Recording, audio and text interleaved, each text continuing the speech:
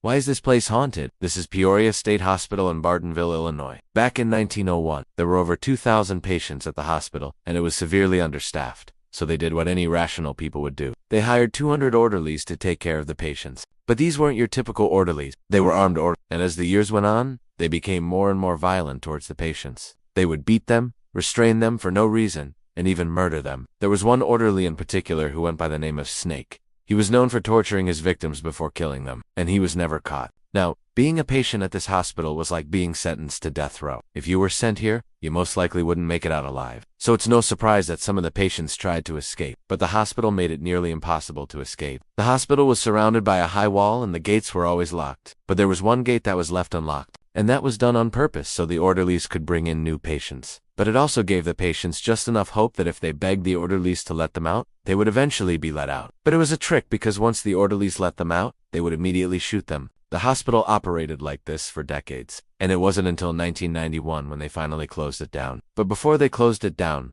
they did one last horrible thing. They took all the bodies that they had buried on the property, and they dug them up and put them in a mass grave. Now, after the hospital was closed, rumors began spreading about the place being haunted. People said that if you walked past the gates, you would hear screams in the night. Others said they saw the ghosts of the patients wandering the halls. One day, a group of teenagers decided to go into the hospital and see for themselves. They found old documents that told the history of the hospital, and they even found a hidden tunnel that the orderlies used to bring patients into the hospital. Then they heard a blood-curdling scream, and they all ran away as fast as they could. I don't know about you, but I think it's safe to say that this place is definitely haunted. Thanks for watching, and I'll see you next time.